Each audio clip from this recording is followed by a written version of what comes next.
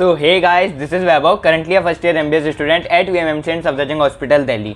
सो आज का जो टॉपिक है ना वो थोड़ा सा अलग होने वाला है। एक्चुअली हुआ क्या था, मैंने अपने नीट के बाद ही अपने जो बॉटनी वाले सर थे उनसे ये चीज़ पूछी थी कि सर क्या आप ऐसी कोई चीज़ मुझे बता सकते हैं कि जो नीट एस्पिरेंट्स को बहुत ज़रूरत है बट फिर भी आज तक काफ़ी लोग इस पर बात नहीं करते हैं। तो उन्होंने जो मुझे चीज़ बताई थी वो थी कि इमोशन को कैसे कंट्रोल करना है, उनसे कैसे डील करना है, इस पर कोई बात नहीं करता। और मैंने भी देखा कि हाँ यार, स्ट्रैटेजीज़ की हर कोई बात कर रहा है, रिसोर्सेज की हर कोई बात कर रहा है, बट उनका फंडामेंटल क्या है कि तुम्हारा दिमाग किस तरह से काम कर रहा है, तुम्हारा दिमाग किस तरह से मैक्सिमम एफिशिएंसी लाए, वो सब डिपेंड करता है तुम कितने इमोशनल हो, तुम किस तरह से अपने इमोशन से डील कर रहे हो, उन सब चीज़ों पे। बट इस पर कोई बात ही नहीं कर रहा है। तो मैंने सोचा था कि एक ना एक दिन मैं ज़रूर इस चीज़ को उठाऊँगा। भले ही मैं भी कुछ बहुत ज़्यादा सीखा हुआ नहीं हूँ, मैं भी अभी काफ़ी सारी चीज़ें सीख ही रहा हूँ, बट ऐसी कुछ चीज़ें ज़रूर हैं जिनको मैंने अपने जो नीट की प्रिपरेशन है उसमें यूज़ किया, उनको अप्लाई किया और उससे मैं काफ़ी अच्छे से अपने जो इमोशन से काफ़ी हद तक उनको कंट्रोल कर पाया था। और मैं उससे ना मेरी जो एफिशिएंसी है उसमें मैंने बहुत फ़र्क देखा था। इसलिए मैं चाहता हूँ कि मैं जो वो थोड़ी छोटी टिप्स ट्रिक्स हैं वो सब तुम्हारे साथ भी शेयर करूँ। सो आज की जो वीडियो है उसमें हम स्ट्रेस को लेके बात कर रहे होंगे। तो शुरू करते हैं, लेट्स बिगिन।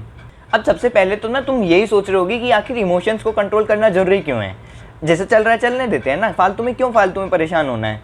देखो, इमोशंस होने में दिक्कत नहीं है, लेकिन जब वो इमोशंस तुम्हारे डिसीजन मेकिंग में इंटरफेयर करने लग जाएंगे ना, तब तुम्हें बहुत प्रॉब्लम होगी। तुम कई बार देखोगे कि तुमने जो इमोशनल होकर डिसीजन लिया वो अगर तुम लॉजिकली सोच रहे हो तो तुम कभी भी वो डिसीजन नहीं लेते। स्टीफन कॉरे भी अपनी जो बुक है 7 atomic habits of most effective people, उसमें कह रहे हैं कि जो डिसीजंस है ना वो तुम्हें बनाते हैं, ना कि सर्कमस्टांसेस। अब वही डिसीजंस अगर तुम गलत ले रहे हो तो वो सोचो तुम्हारी लाइफ में कितना बड़ा रोल प्ले कर सकते हैं। सो अब जो अपना टॉपिक था उस पर वापस आते हैं कि स्ट्रेस। अब सबसे पहले तो देखते हैं स्ट्रेस होने का रीज़न क्या है, आखिर क्यों स्ट्रेस होता है। तो देखो, अब कहने को तो बहुत सारे रीज़न हो सकते हैं, एकेडमिक प्रेशर या एक्सपेक्टेशंस पूरी नहीं हो पाना, स्लीप कम आना, या फिर और भी फैमिली प्रेशर, और भी बहुत सारे रीज़न हो सकते हैं। बट आज ना मैं बिल्कुल फंडामेंटल रीज़न पे बात करूंगा जिसको तुम मोस्ट ऑफ द केसेस में अगर अप्लाई करोगे ना तो तुम्हें लगेगा कि भाई ये सही है, ये यहाँ भी अप्लाई हो रहा है। और यही कारण है मेरे स्ट्रेस का, और वो है circle of concern and circle of influence. अब तुम क्या कर सकते हो ना, तुम अपनी हर चीज़ को 2 चीज़ में डिवाइड कर सकते हो। अब वो क्या है, एक है जो तुम्हारे हाथ में है और एक वो जो तुम्हारे हाथ में नहीं है। अब जो तुम्हारे हाथ में है यानी तुम्हारे इन्फ्लुएंस में है, तो उसके लिए किस चीज़ की टेंशन लेनी, वो तो तुम खुद कर सकते हो ना, तुम्हारे हाथ में है वो। और एक जो तुम्हारे हाथ में नहीं है, अब वो यानी तुम्हारे कंसर्न में, सर्कल ऑफ कंसर्न में है, ठीक है।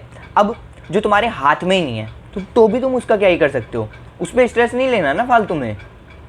लेकिन दिक्कत क्या होती है ना, जब हम हर चीज़ को अपने सर्कल ऑफ इन्फ्लुएंस में लाने की कोशिश करते हैं ना, तब दिक्कत होती है। जैसे एग्जांपल से मैं समझाता हूँ तुम्हें, तुम्हारे टेस्ट के मार्क्स। अब मैं 5 टेस्ट के मार्क्स की बात कर रहा हूँ, तो ऑब्वियस सी बात है वो अब तुम्हारे हाथ में नहीं है, जितने मार्क्स आने थे वो आ चुके, अब वो तुम्हारे सर्कल ऑफ इन्फ्लुएंस में नहीं है। लेकिन तब भी तुम उसको घसीट के अपने सर्कल ऑफ इन्फ्लुएंस में लाने की कोशिश करोगे ना कि यार क्यों कमाए, कुछ समझ नहीं आ रहा क्या करूँ, तो तुम्हारे को स्ट्रेस होगा, समझ रहे हो।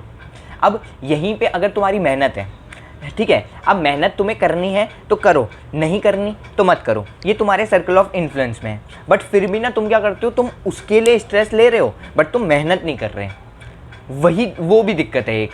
तो मतलब अब मैं अगर समराइज़ करूँ ना तो तुम्हें ना सबसे पहले जब भी तुम्हें लग रहा हो ना कि यार मैं बहुत स्ट्रेस फील कर रहा हूँ, ये काम हो ही नहीं रहा है, ये समझ ही नहीं आ रहा कैसे होगा, तो उसको पहले देख लो कि वो तुम्हारे सर्कल ऑफ कंसर्न में है या तुम्हारे सर्कल ऑफ इन्फ्लुएंस में है, ठीक है। अब अगर तुम्हारे सर्कल ऑफ कंसर्न में तो तुम उसका कुछ नहीं कर सकते, उसको छोड़ दो। लेकिन सर्कल ऑफ इन्फ्लुएंस में तो उस पर फालतू में स्ट्रेस मत लो, उस पर तुम काम करने पे ध्यान दो। और सर्कल ऑफ कंसर्न वाले पे भी स्ट्रेस तो लेना ही नहीं है, क्योंकि वो तो तुम्हारे हाथ में ही नहीं है ना, तुम उसका कर ही कह सकते हो, ठीक है। अब ये जो पॉइंट है ना, ये बहुत बेसिक है बट बहुत इफेक्टिव है। लिटरली जब से मैंने इस चीज़ को अप्लाई किया है ना अपनी लाइफ में, काफ़ी चीज़ों में मुझे बहुत हेल्प हुई है। इसलिए प्लीज़ एक बारी मेरे कहने पे जब भी तुम्हें स्ट्रेसफुल सिचुएशन फील हो तुम इसे अप्लाई करके देखना, तुम लिटरली में अपने अंदर इम्प्रूवमेंट देखोगे और सही से अपना जो पाथ है वो नेविगेट कर पाओगे वहाँ से। अब जो दूसरी चीज़ है वो है लिव इन मोमेंट। अब देखो, अगर हम ना अपनी लाइफ को अच्छे से एनालाइज करें ना, तो हम क्या करते हैं, हम पास्ट को लेके, हम फ्यूचर को लेके रोते रहते हैं, बट हम प्रेजेंट में अपना कोई टाइम बिताते ही नहीं है। अगर ऐसे देखें ना, देखो कभी भी तुम अपना देखना, अगर तुम्हारे पास 100% टाइम है ना, तो तुम उसका जो 40% है वो टाइम तुम पास्ट का सोचने में निकाल दोगे कि ये हुआ, ये क्यों हुआ, कैसे हुआ, क्यों नहीं होना चाहिए था, इसकी जगह काश ये हो जाता तो मैं ये करती, इस सब में 30% टाइम तुम ये सोचने में निकाल दोगे अब इसके आगे क्या होगा, अगर मेरे मार्क्स कम आए तो क्या होगा, अगर सिलेक्शन नहीं हुआ तो क्या होगा, अगर सिलेक्शन हो गया तो मैं किस कॉलेज में जाऊंगी, इस सब में। अब जो तुम्हारे पास बचा, यानी तुम्हारी जो एफिशिएंसी आई वो कितने की आएगी, 30% की। अब तुम 30% ही अपना प्रेजेंट में दे रहे हो, और हम कैसे एक्सपेक्ट कर सकते हैं फिर कि हमें 100% रिजल्ट मिले। ये बिल्कुल सच है, तुम्हारे पास कितना भी पैसा आ जाए, तुम जो मोमेंट जा चुका है उसको वापस नहीं ला पाओगे। इसलिए ट्राई करते रहो। मानता हूँ मैं बहुत मुश्किल होता है, ये बहुत इजी नहीं होता है। मैं आज भी काफ़ी डिफ़िकल्टीज फेस करता हूँ इसमें, कि पास्ट में फ्यूचर के बारे में सोचते रहते हैं, प्रेजेंट में रहते ही नहीं है। बट तुम्हें इसके लिए अपनी कॉन्शियसनेस बढ़ानी पड़ेगी। तुम्हें खुद हर टाइम पे देखना होगा कि यार मैं कहीं पास्ट और फ्यूचर में बहुत ज़्यादा तो नहीं रह रहा या रह रही, कि मैं अपने प्रेजेंट को ही टाइम नहीं दे पा रहा हूँ या पा रही हूँ। और जिस दिन भी तुमको लगे ना कि बहुत ज़्यादा स्ट्रेस फील कर रहा हूँ या कर रही हूँ, तो एक बारी ये देख लेना कि क्या मैं अपने प्रेजेंट में टाइम बिता भी रहा हूँ या रही हूँ। तो तुमको समझ आ जाएगा कि हम पास्ट और फ्यूचर के बारे में बहुत ज़्यादा सोच रहे हैं, यही कारण है स्ट्रेस पैदा होने का। और जैसे ही तुम प्रेजेंट में रहने लग जाओगे तो ये सब चीज़ें हट जाएंगी, तुम्हारा स्ट्रेस कम हो जाएगा। तीसरा जो पॉइंट है वो है use this word to protect yourself. अब देखो, स्ट्रेस अगर तुम ध्यान से देखो ना तो बहुत बुरा भी नहीं है, वो कई चीज़ों में तुम्हारे लिए अच्छा भी है। कैसे? एक बारी याद करो कि एग्ज़ाम्स, तुम्हारे जो फाइनल एग्ज़ाम्स होंगे कभी स्कूल वगैरह के, उससे 2 दिन पहले तुम्हारी जो एफिशिएंसी होती वो कितनी रहती थी? क्या जो नॉर्मल डेज होते थे उतनी ही रहती थी? नहीं, तुम बहुत एफिशिएंटली पढ़ रहे होते थे। क्यों? क्योंकि वो स्ट्रेसफुल सिचुएशन थी। और अगर ऑप्टिमम स्ट्रेस तुम्हें दिया जाए तो तुम्हारे लिए वो बहुत अच्छा भी है। बिकॉज मैंने भी ना स्ट्रेस को काफ़ी अच्छी तरह से यूज़ किया था अपने नीट की प्रिपरेशन के टाइम पे, और इसी कारण ना मेरी जो एफिशिएंसी थी वो बढ़ गई थी। मैं 12-12, 13-13 घंटे जो बैठ पा रहा था ना, वो यही कारण था कहीं कि मैं ऑप्टिमम स्ट्रेस लेवल को ले रहा था। अब ऑप्टिमम स्ट्रेस को तुम कैसे ले सकते हो, वो तुम्हें कैसे पता चलेगा? देखो, अब क्या करना, जब भी तुम्हें लगे ना कि यार मैं प्रोक्रास्टिनेट कर रहा हूँ या मैं बहुत आलस कर रहा हूँ, तो अपने आप को खुद से स्ट्रेस देने की कोशिश करो। कि वो सोचो, अगर मेरा सिलेक्शन नहीं होगा तो क्या होगा, मैं क्या मुंह दिखाऊंगा कि मैं बैठा रहता था, मैं प्रोक्रास्टिनेट करता था, इस कारण से मेरा सिलेक्शन नहीं हुआ। जब तुम ऐसे ऐसे थॉट्स अपने अंदर लेके आओगे ना थोड़े बहुत, तो तुम्हें ना थोड़ा सा स्ट्रेसफुल फील होगा और तुम ना फिर वो ज़्यादा देर तक तुम ऐसे बैठ नहीं पाओगे, तुम पढ़ने खुद चले जाओगे। और इसी तरह से ये तुम्हारे लिए ऑप्टिमम स्ट्रेस बन जाएगा और अच्छे से काम करेगा तुम्हारे लिए। बट एक चीज़ ज़रूर ध्यान रखना, ये स्ट्रेस देते कहीं ये स्ट्रेस इतना ना बढ़ जाए कि तुम्हारी एफिशिएंसी डिक्रीज़ होने लग रही है। जिस तक तुम्हें लग रहा हो कि हाँ, इस स्ट्रेस से मुझे हेल्पफुल फील हो रहा है, मैं इस स्ट्रेस को अच्छे से यूज़ कर पा रही हूँ या कर पा रहा हूँ, तब तक ही अपने आप को इस तरह से पुश करना। ठीक है? सो जो लास्ट पॉइंट है वो है मेडिटेशन। अब मैं जानता हूँ तुम जिस जगह पे हो ना, काफ़ी बार ये लगता होगा कि भाई मेडिटेशन होता क्या है, मुझे यही नहीं पता, कि बस आंखें बंद करके बैठ जाएं या चुप रहें, जितना चुप हो सकता है उतना रहें। नहीं समझ आता, मुझे भी नहीं समझ आता था उस टाइम पे। बट देखो, एक्चुअली ना मेडिटेशन है क्या? मेडिटेशन है कि तुम अपने आप को कितनी अच्छी तरह से ऑब्जर्व कर रहे हो। इसमें चुप होना या कुछ होना वो नेसेसरी नहीं है, बट मेन चीज़ है तुम्हें खुद को ऑब्जर्व करना है। और इसलिए, क्योंकि तुम खुद को ऑब्जर्व कब कर सकते हो? जब तुम शांत बैठे हो।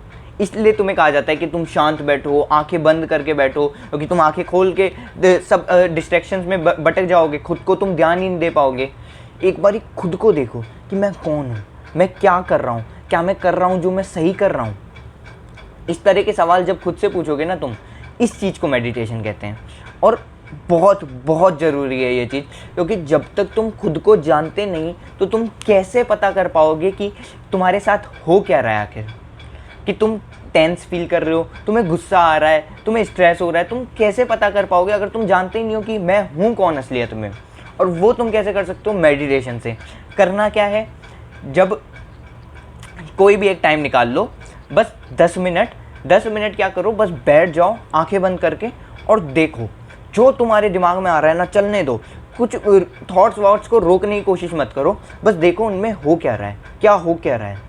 और धीरे धीरे तुम देखना तुम्हारा जो दिमाग है वो शांत होने लगेगा, तुम्हारे जो थॉट्स हैं वो शांत होने लगेंगे और तुम देख पा रहे होगे अपने आप को कि हाँ मैं असलियत में हूँ कौन, मैं किस तरह का हूँ। तुम अपने आप को ऑब्जर्व कर पाओगे, एनालाइज कर पाओगे।